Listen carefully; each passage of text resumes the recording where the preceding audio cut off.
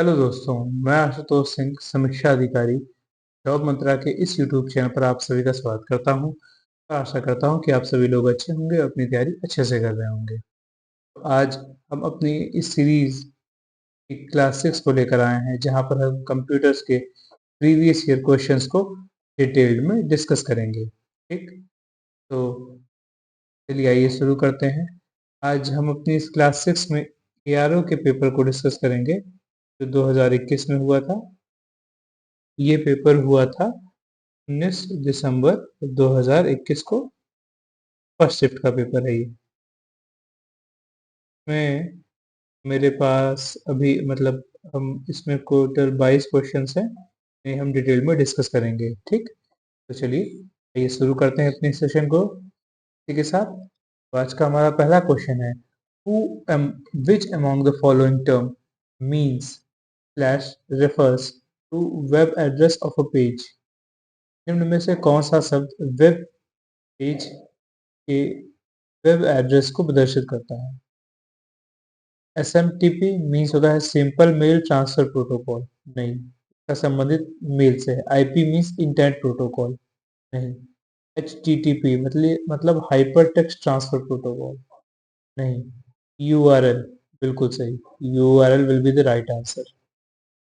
पूछा क्या है कि कौन सा शब्द पेज के वेब एड्रेस को प्रदर्शित करता है?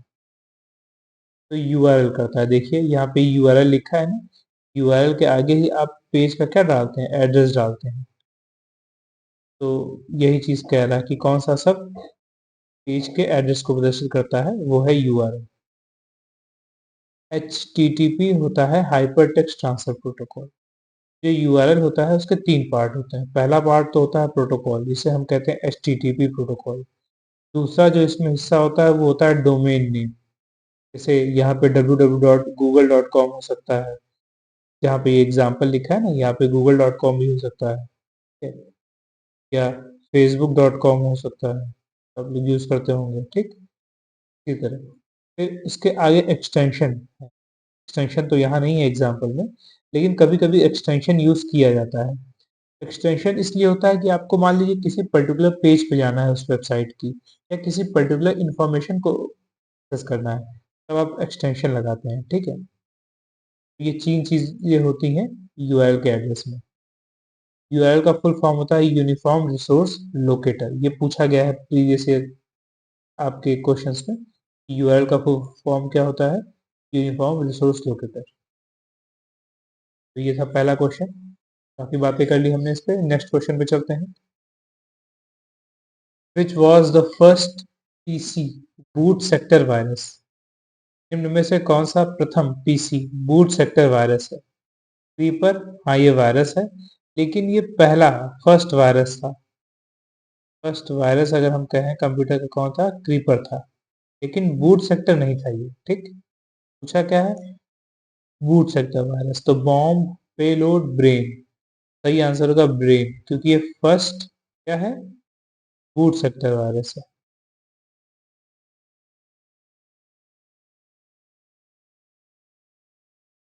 Right answer will be D.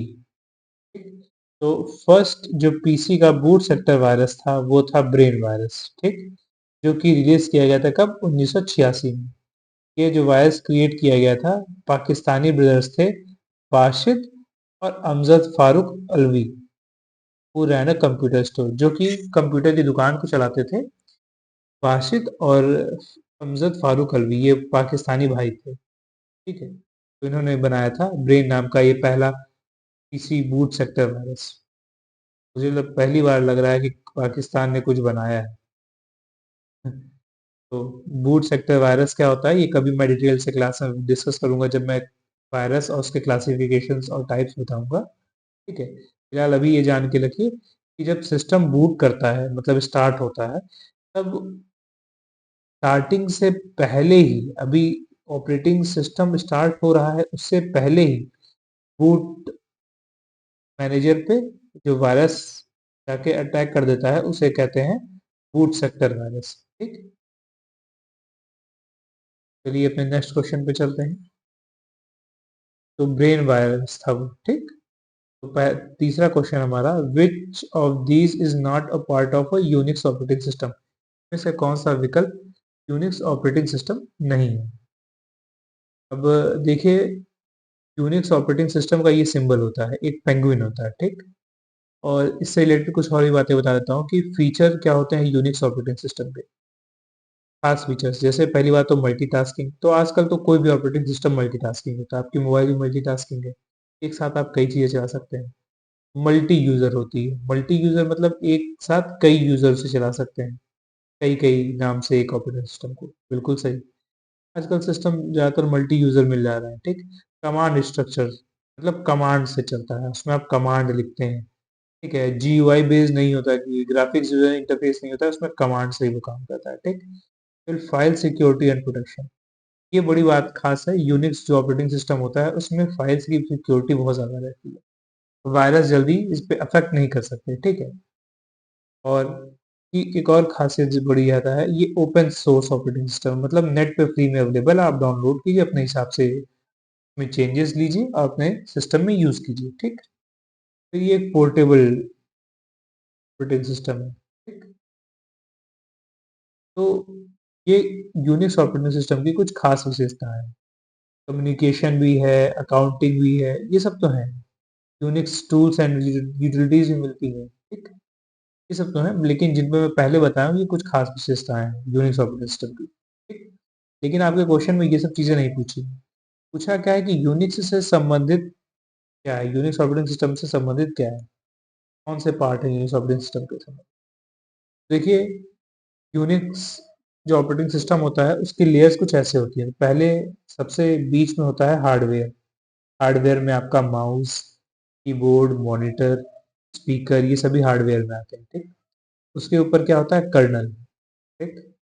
Colonel के ऊपर होता है सेल, और सेल के ऊपर होता है यूटिलिटीज एंड एप्लीकेशंस, जो कि पहले से प्री इंस्टॉल्ड होती हैं यूनिक्स ऑपरेटिंग सिस्टम में, आप इसे डाउनलोड नहीं करते हैं, ये पहले से प्री इंस्टॉल्ड होती है। फिर ये रहा यूनिक्स का ऑपरेटिंग सिस्टम। तो तीन चीजें होती हैं, कर्नल, सेल और यूटिलिटीज एंड एप्लीकेशंस। देखिए आपके एग्जाम में पूछा क्या है, तो थोड़ा छोटा कर देते हैं कि इनमें से कौन सा विकल्प यूनिक्स ऑपरेटिंग सिस्टम नहीं है।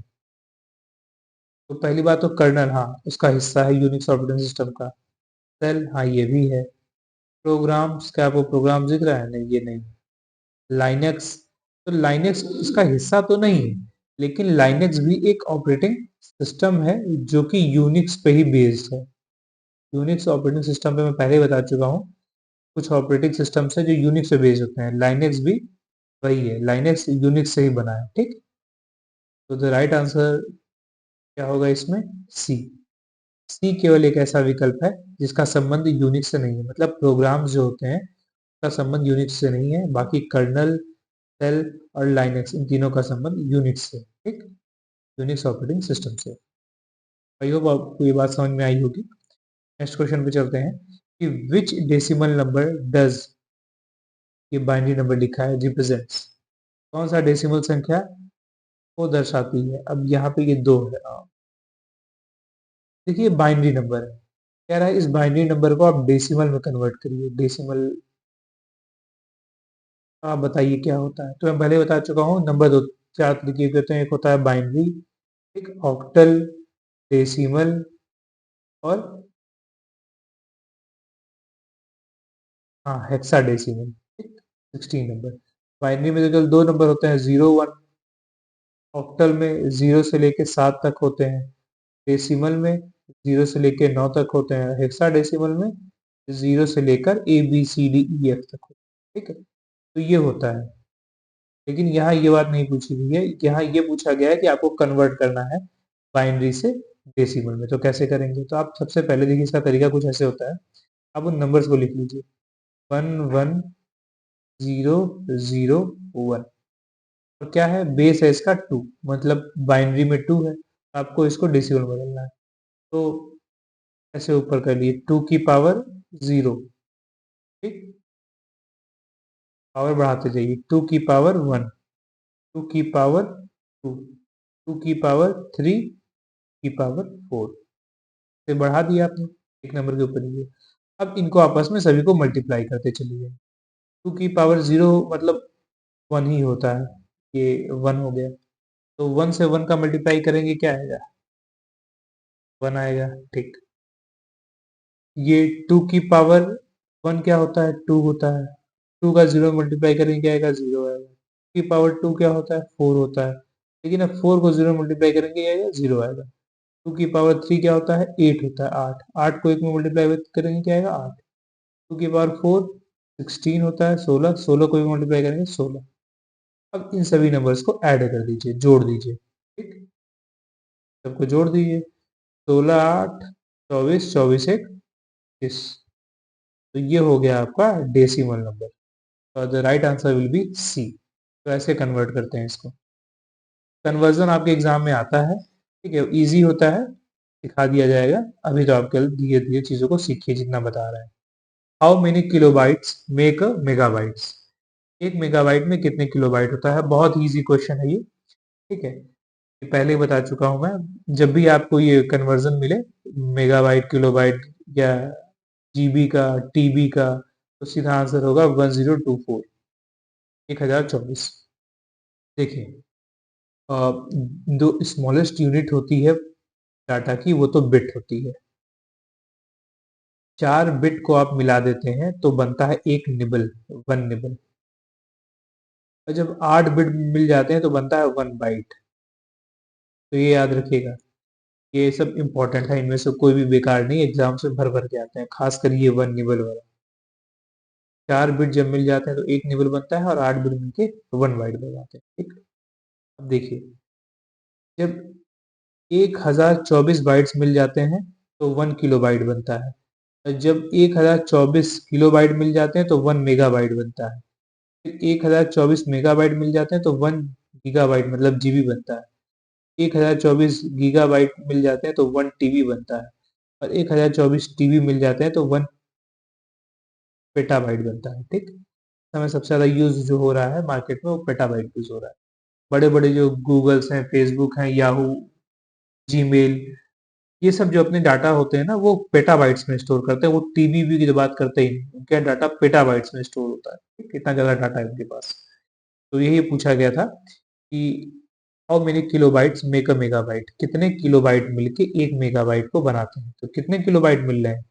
1024 किलोबाइट मिलके एक मेगाबाइट बना रहे हैं। आई होप आपको चीज समझ में आ गई होगी। होप क्या, ये तो पक्का आई होगी।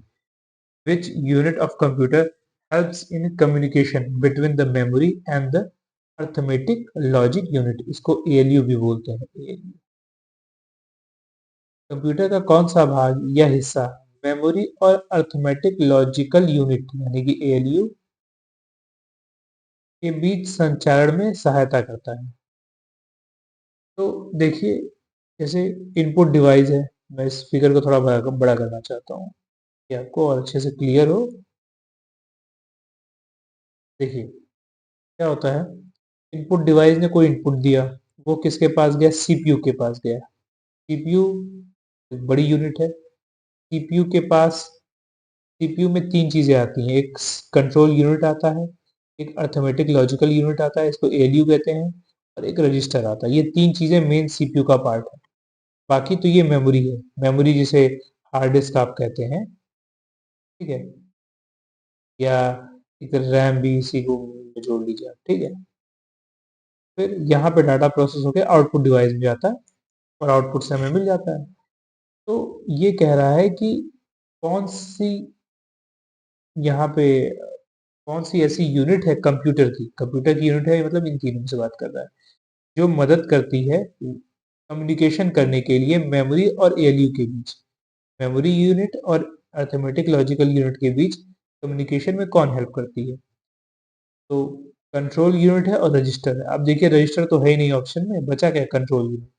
देखिए, कंट्रोल यूनिट है, एएलयू तो आंसर हो नहीं सकता। सीपीयू, सीपीयू की तो पूरी बात हो रही है, यूपीएस नहीं हो सकता। सीसीयू मतलब क्या होगा? Computer control unit. एक बड़ा, तो सीयू लिखना था, बट इन्होंने अपनी ओर से बना दिया, ये लोग ज्यादा स्मार्ट है। CCU computer control unit with right answer. ठीक? तो कंप्यूटर कंट्रोल यूनिट जिसे आप कंट्रोल यूनिट कहते हैं, ये हेल्प करेगा एएलयू और मेमोरी यूनिट के बीच डाटा ट्रांसफर में। ठीक? आई होप ये चीज़ लगी होगी। नेक्स्ट क्वेश्चन पे चलते हैं। In Windows NT, NT stands for, Windows NT में एनटी का अभिप्राय है। पहली बात तो ये है क्या? विंडोज एनटी कुछ और नहीं, विंडोज के जो वर्जन्स थे उनमें एक वर्जन का नाम है। जैसे पहले एक क्वेश्चन आ चुका है कि विंडोज का पहला जो वर्जन था उसका नाम क्या था, वो था एमएस डॉस, जो कि 1981 में आया था। ठीक? इस समय तो विंडोज 2024 शायद चल रहा है, विंडोज 12 चल रहा है लेटेस्ट मार्केट में। ठीक है, ये भी याद रखा कीजिए लेटेस्ट कौन सा विंडोज चल रहा है। अगर मैं गलत ना हो तो मुझे सही कर लीजिएगा, शायद विंडोज 12 चल रहा है मार्केट में। ठीक है, फिर विंडोज 1 2 3, फिर विंडोज एनटी आया। यही पूछ रहा है कि इसमें एनटी में ना, विंडोज एनटी में एनटी का फुल फॉर्म क्या था।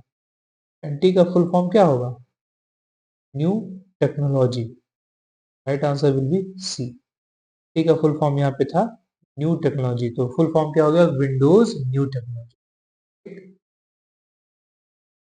चलिए नेक्स्ट क्वेश्चन पे चलते हैं कि to move to the beginning of a line of a text press the key. यहाँ पे उस की का नाम बताना है। एक टेक्स्ट की पंक्ति के शुरुआत में जाने के लिए की दबाएं।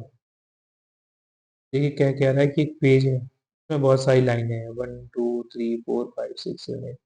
मान लीजिए आप कहीं बीच में, यहाँ पे कर्सर है आपका, यहाँ पे ब्लिंक कर रहा है, तो आपको इस डॉक्यूमेंट के सबसे पहली लाइन की शुरुआत में जाना है, तो आप कौन सी बटन दबाएंगे? अब आप होम दबाएंगे। ठीक, होम आपके कीबोर्ड में एक बटन होती है, आप दबाएंगे तो आप डॉक्यूमेंट के स्टार्टिंग में पहुंच जाएंगे। अगर आपसे कहे आपको डॉक्यूमेंट के लास्ट में पहुंचना है, तब आप क्या दबाएंगे? तब आप इंड दबाएंगे। ठीक? अगर आपसे कहे काम करो, एक पेज नहीं था, बहुत सारे पेज थे, अब आपको जब जैसे ही दबाएंगे हो तो आप पूरे डॉक्यूमेंट के सबसे ऊपर पहुंच जाएंगे। बहुत सारे पेज है नीचे, जैसे ही दबाएंगे सबसे नीचे वाले पेज पे पहुंच जाएंगे। ठीक, तो ये होता है। Right answer will be C. Home दबाने से आप, ये क्वेश्चन पहले भी आ चुका है, डॉक्यूमेंट के जो पहली लाइन है वहां पहुंच जाएंगे। देखिए ये शॉर्टकट्स हैं, जो इंपॉर्टेंट शॉर्टकट्स हैं वो मैं पहले ही बता चुका हूँ, फिर से बार बताता रहता हूँ ताकि आपको याद हो जाए। तो ये सब तो बता चुका हूँ, बहुत रेगुलर है। यहाँ से देखिए कुछ इंपॉर्टेंट है। Control plus R right align करने के लिए, control plus L left align करने के लिए, कंट्रोल प्लस ई सेंटर में अलाइन करने के लिए, कंट्रोल प्लस से जे जस्टिफाई करने के लिए, control plus one line spacing को 1 करने के लिए, कंट्रोल प्लस टू डबल करने के लिए लाइन स्पेसिंग, F7 ये स्पेलिंग चेक करता है। F7 क्या करने के काम में आता है? स्पेलिंग चेक करता है आपकी। ठीक, एक उसके बाद F1 हेल्प करता है, हेल्प विंडो खोलता है, एस्केप एक क्लोज करता है, एक ओपन मेन्यू को, मतलब कोई भी मेन्यू खुला उसको बंद करने का काम आता है। कंट्रोल शिफ्ट लेस देन ये डिक्रीज करता है फॉन्ट की साइज को, और कंट्रोल शिफ्ट ग्रेटर देन ये इंक्रीज करता है फॉन्ट साइज को। कंट्रोल प्लस एफ ये ओपन करता है फाइंड एंड रिप्लेस जो बॉक्स होता है। ठीक, 5 ये क्या करता है? डायलॉग बॉक्स खोलता है। होम, देखिए होम क्या करेगा? Jump to the start. End क्या करेगा? End of the line. Home और इन दोनों अलग अलग काम करते हैं। Control plus K hyperlink insert करता है। ठीक, तो ये कुछ इंपॉर्टेंट शॉर्टकट्स हैं। चलिए मैं क्वेश्चन चलते हैं नेक्स्ट क्वेश्चन पे कि ये पूछ रहा है what is the use of bridge in network. Network में ब्रिज का प्रयोग क्या है? तो देखिए ये मैंने फिगर लगाया है, ये ब्रिज है, मतलब ये एक डिवाइस है जो ब्रिज की, ब्रिज कहते हैं या ब्रिज की तरह काम करती है। ठीक, ये क्या करती है? दो लैंस को जोड़ती है, मतलब लोकल एरिया नेटवर्क को जोड़ती है। देखिए ये एक राउटर है, सीधी बात, आप लोग आजकल घरों में देखते होंगे, अपने हॉस्टल्स में देखते होंगे, ये एक राउटर है जिससे एक सिस्टम कनेक्ट है, एक पीसी कनेक्ट है, एक लैपटॉप कनेक्टेड, फिर कोई एक थर्ड ये प्रिंटर कनेक्टेड है। ठीक, इसी तरह कोई दूसरा लैप लैन वो राउटर है जिससे कनेक्टेड है बहुत सारे डिवाइसेस। तो ये एक लोकल एरिया नेटवर्क 1 हो गया, ये लोकल एरिया नेटवर्क 2 हो गया। अब इन दोनों को अगर आपस में जोड़ना हो तो जो आप जिस डिवाइस का यूज करेंगे उसे कहते हैं ब्रिज। ठीक, तो आई होप ये फिगर आपको चीजें क्लियर कर रहा होगा। तो कनेक्ट, हाँ, to connect LANs, to separate LAN नहीं, connect network, control network speed नहीं, to lower the network speed नहीं। देखिए नाम भी इजी है। ब्रिज का काम कर क्या होता है? ब्रिज का काम होता है दो हिस्सों को जोड़ना। हमारी जनरल लाइफ में क्या होता है? ब्रिज से क्या करते हैं? नदी के दो छोर को जोड़ते हैं। वही यहाँ पे भी है। ब्रिज क्या कर रहा है? दो लैंड्स को जोड़ रहा है। ठीक, ये नेक्स्ट क्वेश्चन पे चलते हैं कि in EBCDIC characters are represented by, यहाँ पे फिल इन द ब्लैंक्स है बिट्स। EBCID क्या होता है ये बताता हूं मैं। EBCID का मतलब होता है extended binary coded decimal interchange code. ये मैंने याद रखा था, मैंने भी एग्जाम के लिए इसको याद रखता हूँ।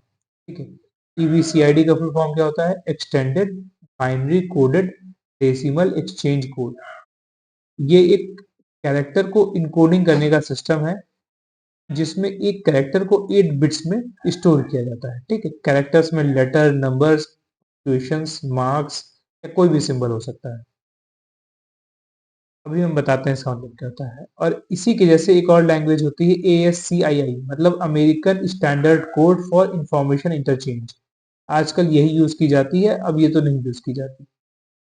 ASCII का फुल फॉर्म भी पूछा गया एग्जाम में, American standard code for information interchange. अभी आप आगे देखिएगा, मैं आपको प्रीवियस ईयर क्वेश्चन भी कराऊंगा, आपको इसका भी फुल फॉर्म देखने को कहीं कहीं मिल ही जाएगा। इसमें 7 बिट्स का इस्तेमाल होता है एक कैरेक्टर को रिप्रेजेंट करने के लिए। अब देखिए क्या होता है, जैसे मान लीजिए ए है। ठीक है, ए को आपको पता है सिस्टम नहीं समझ पाएगा, तो ट्रांसलेटर से तो ट्रांसलेट किया जाएगा बाइनरी लैंग्वेज में, तो 0 1 में कन्वर्ट किया जाएगा। तो 0 1 में कन्वर्ट तो किया गया, लेकिन दो तरीके की लैंग्वेज है जिसमें कन्वर्ट किया जा सकता है।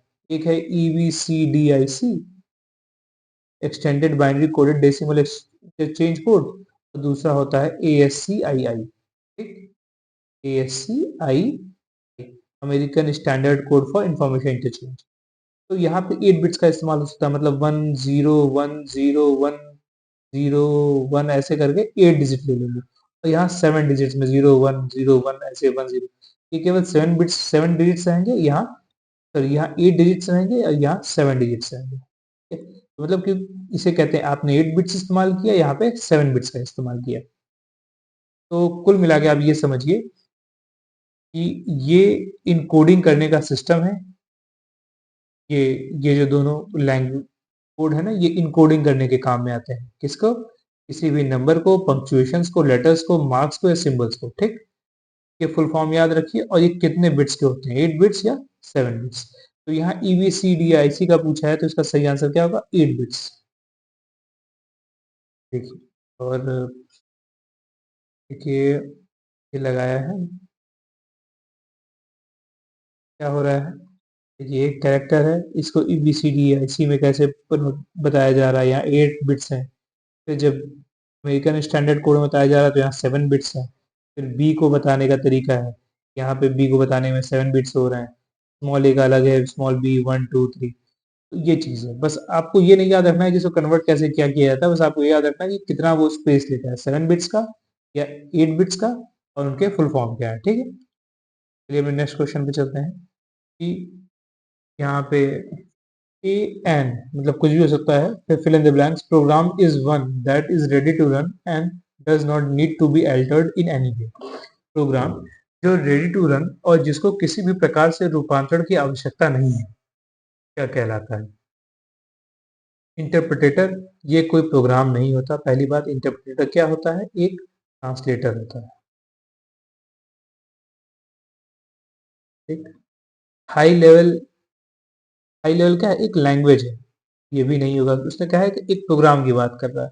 कोबॉल क्या है? ये एक प्रोग्रामिंग लैंग्वेज, ये भी नहीं होगी। Executable program, right answer will be D.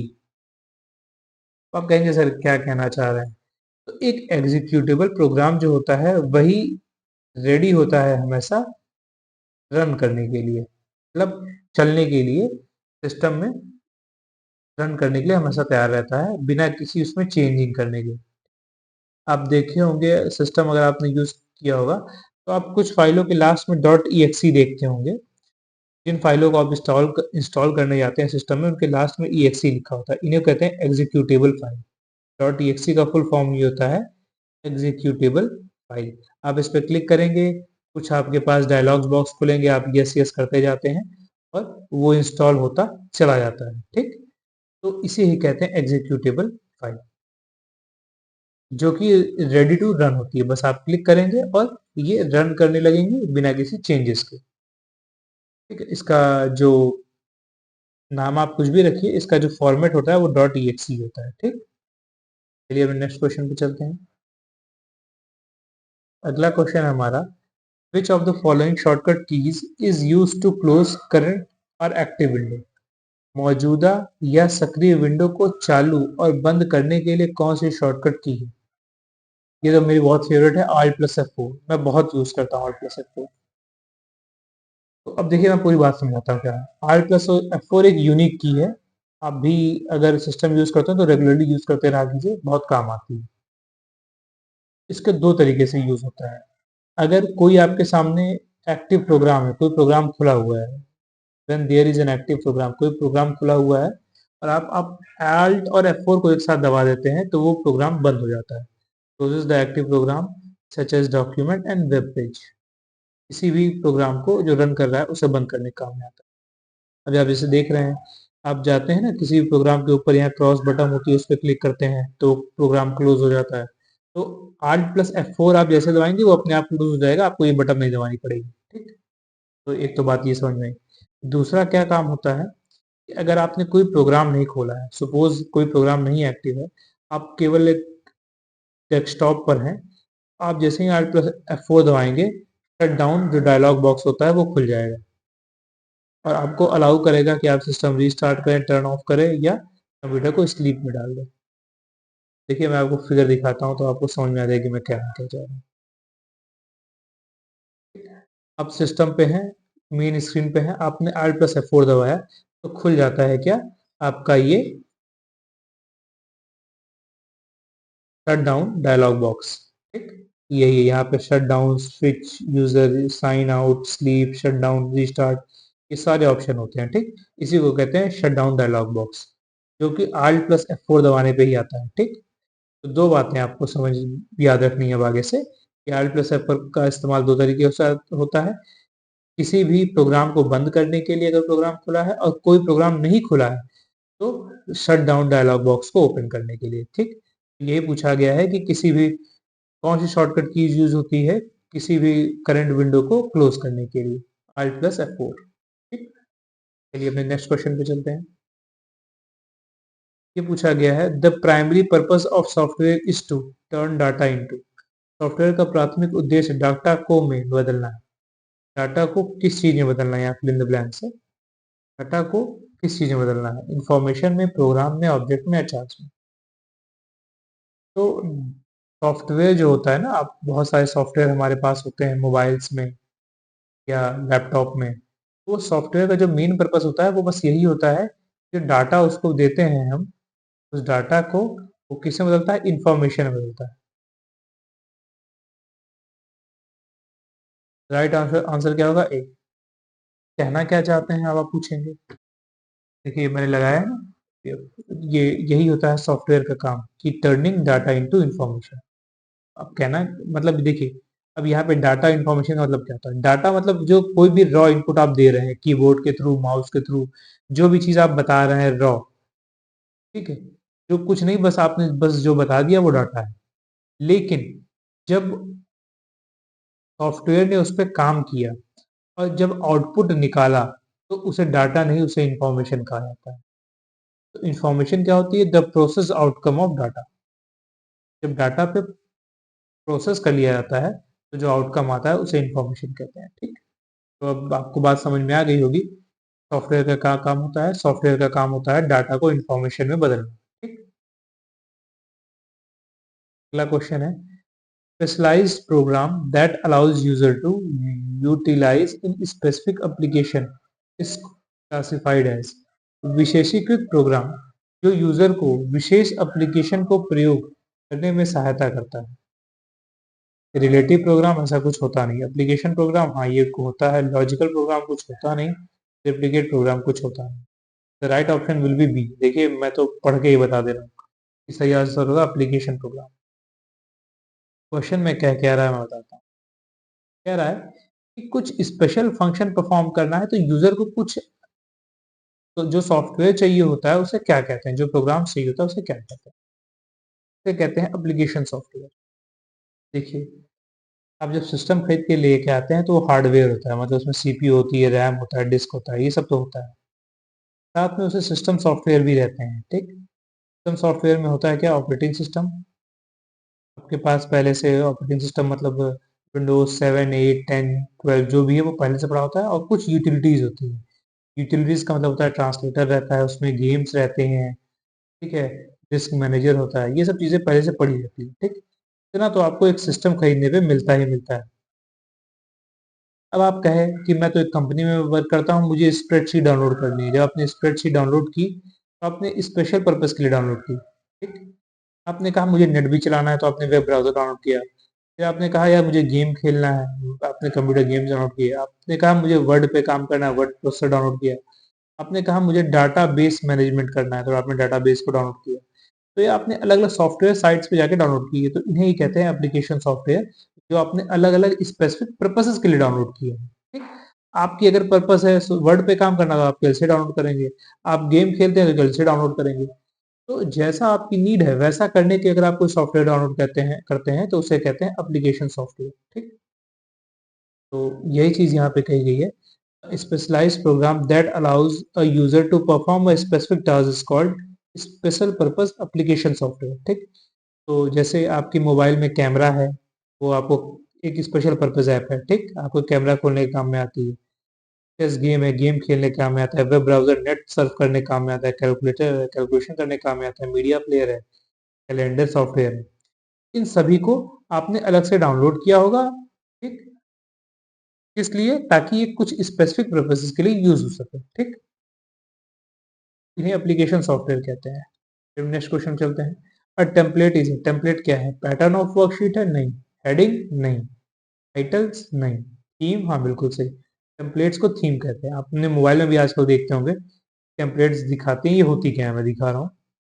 Power point में आप प्रेजेंटेशन बनाने जाएंगे, जो मोबाइल्स में भी टेम्पलेट मिल जाएंगी, तो ये होती है टेम्पलेट्स। ये एक टेम्पलेट है, ये दूसरी है, तीसरी है, चौथी है, पांचवी, छठी। तो ये कुछ और नहीं, थीम्स है। इन पे जैसे आप क्लिक करेंगे आपकी जो विंडो, जो आप का जो स्लाइड्स बनाएंगे वो उसी तरीके से दिखाई देंगी। जितनी भी स्लाइड बनाएंगे उसी तरीके से आएंगी जैसे आप थीम चूज करेंगे, ठीक है।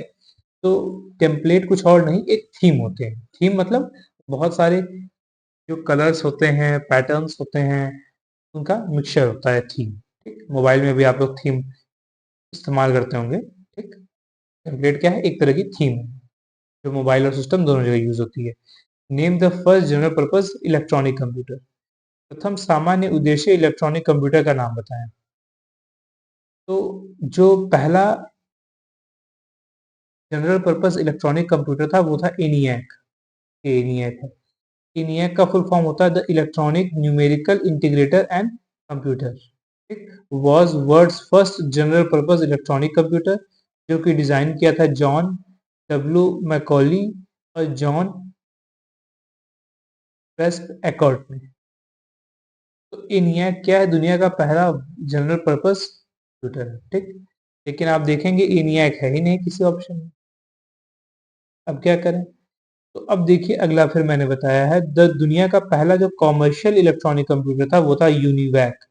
यूनिवैक फर्स्ट नाम है इसका। इसका मतलब था universal automatic computer, which was released on 14th जून 1951। फिर से इसके जो डिजाइनर हैं वो वही हैं जिन्होंने ENIAC डिजाइन किया था, ठीक। आपको याद क्या रखना है?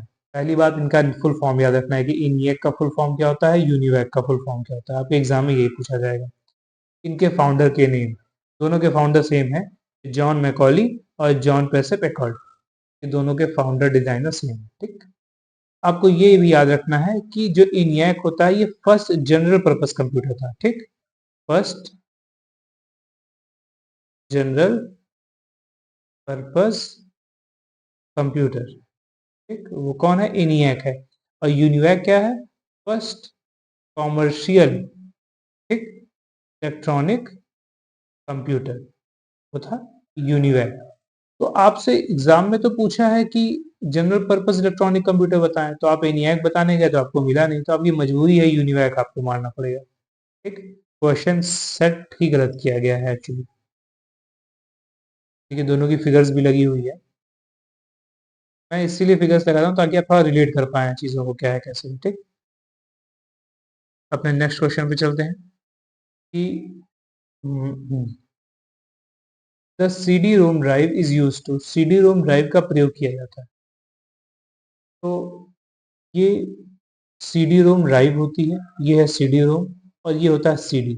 अब सी डी को सी डी रोम ड्राइव पे रखते हैं और अंदर ढकेल देते हैं, और फिर क्या होता है, ये सी डी रोम उस ड्राइव को पढ़ लेता है। ठीक, तो इसका इस्तेमाल किस लिए किया जाता है, प्ले करने के लिए सी डी को। सी डी का फुल फॉर्म क्या होता है, कॉम्पैक्ट डिस्क।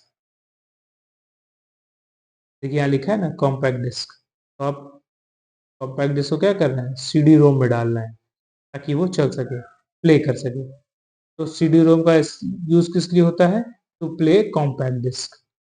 अब इस कॉम्पैक्ट डिस्क के अंदर आप म्यूजिक रखे हो या सॉफ्टवेयर रखे हो या कोई डिजिटल इंफॉर्मेशन रखे हो, वो आपकी बात है, लेकिन इसका इस्तेमाल किस लिए होता है, प्ले करने के लिए कॉम्पैक्ट डिस्क को, सी डी रोम का। ठीक, तो जो प्रीवियस ईयर की बुक आती है उसमें दिया इंस्टॉल सॉफ्टवेयर, जो कि गलत आंसर है। सही आंसर क्या होगा, एक compact disc.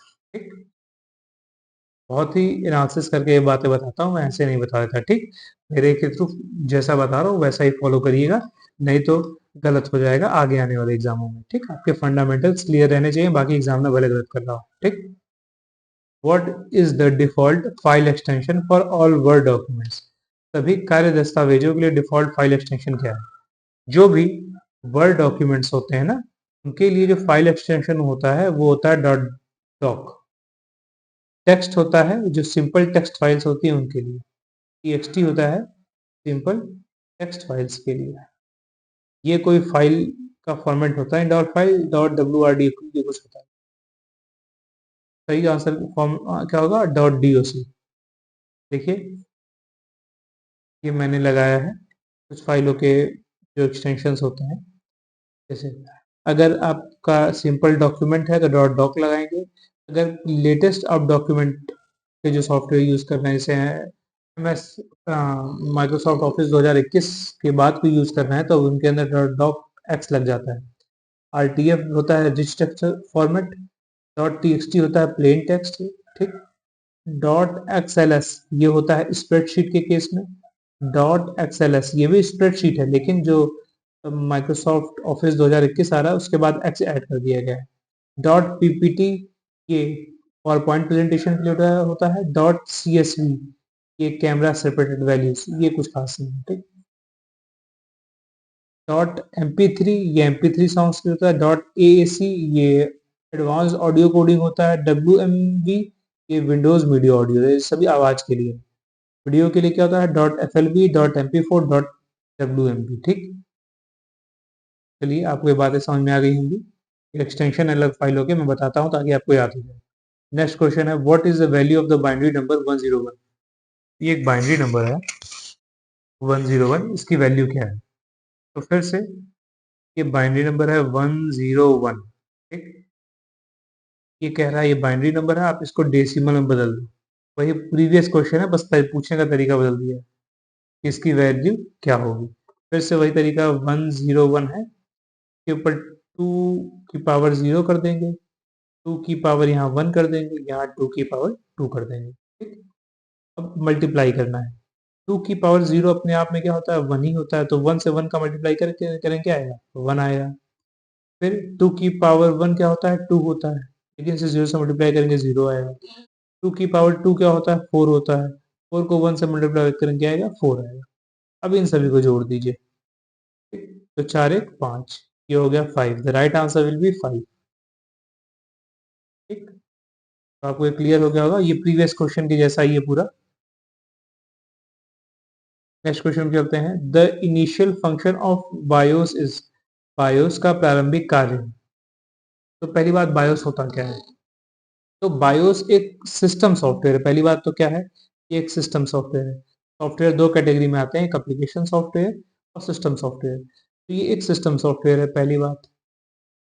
That's stored in a chip, जो कि एक चिप में स्टोर्ड होता है। देखिए मैंने लगाया है ना, ये मदरबोर्ड है, मदरबोर्ड पे एक बायोस की एक चिप होती है, उसमें बायोस स्टोर्ड होता है। On a computer's motherboard, when a computer start the BIOS instruction are initiated, जब कंप्यूटर स्टार्ट होता है तभी बायोस इंस्ट्रक्शन वर्क करती है। ठीक, पहली बात तो ये कुछ आपको समझ में आ गया ना। अब आगे बताते हैं। बायोस का फुल फॉर्म होता है बेसिक इनपुट आउटपुट सिस्टम। ठीक, ये भी इम्पोर्टेंट है। ये क्या करता है कि जब सिस्टम इनिशिएट होता है, स्टार्ट होता है, तो जितने भी सिस्टम के हार्डवेयर होते हैं उनको चेक करता है, जैसे माउस, कीबोर्ड, स्क्रीन, ठीक है, पावर ऑन ऑफ बटन, ठीक है, जितने भी पोर्ट्स होते हैं, यूएसबी 3.0, पावर प्लग, सबको चेक करता है कि सब ठीक है कि नहीं। कहीं प्रॉब्लम होती है तो बता देता है या सिस्टम स्टार्ट नहीं होगा। And prepare the machine for the operating system to configure them, और ऑपरेटिंग मशीन को भी प्रिपेयर करता है ताकि ऑपरेटिंग सिस्टम उसके साथ कॉन्फ़िगर कर ले। ठीक, इसी प्रोसेस को बूटिंग अप कहते हैं। तो बूटिंग अप, जब सिस्टम बूट होता है, स्टार्ट होता है, तो उसको उसके लिए तैयार कौन करता है? बायोस करता है। ठीक, अब फिर से क्वेश्चन पे आते हैं कि the initial function of BIOS is, BIOS का प्रारंभिक कार्य है। इनिशियलाइज सिस्टम डिवाइस, बिल्कुल सही। स्टोर इन्फॉर्मेशन, गलत। फ्रैगमेंट इन्फॉर्मेशन, गलत। कंप्रेस इन्फॉर्मेशन, गलत। ये सब गलत है। सही क्या है? इस सिस्टम को शुरू करना, क्योंकि जब सिस्टम शुरू होता है ये सभी इनपुट आउटपुट डिवाइस को चेक करता है। ठीक, और इसका फुल फॉर्म क्या होता है? Basic input output system. ये एक सिस्टम सॉफ्टवेयर है जो कि सिस्टम की चिप में स्टोर्ड होता है, जो कि कंप्यूटर के मदरबोर्ड पर होती है। ठीक, तो आई होप ये क्वेश्चन आपको समझ में आया होगा। बायोस वाला काफी इंपॉर्टेंट क्वेश्चन है। इस प्रकार से आज हमने अपने 22 क्वेश्चंस को डिटेल में डिस्कस किया। आई होप आपको सेशन अच्छा लगा होगा। अपने जो भी रिव्यूज हैं कमेंट बॉक्स में हमें जरूर दीजिएगा। आपका प्यार और सहयोग जो हमें मिलता है तभी हम मोटिवेट होकर आगे की वीडियोस बना पाते हैं। ठीक है, तो प्लीज कमेंट करिए और बताइए कि कैसा लगा आपको ये सेशन। थैंक यू, और इस प्रकार से मैं आशुतोष सिंह साइन ऑफ करता हूँ। Thank you and have a nice day.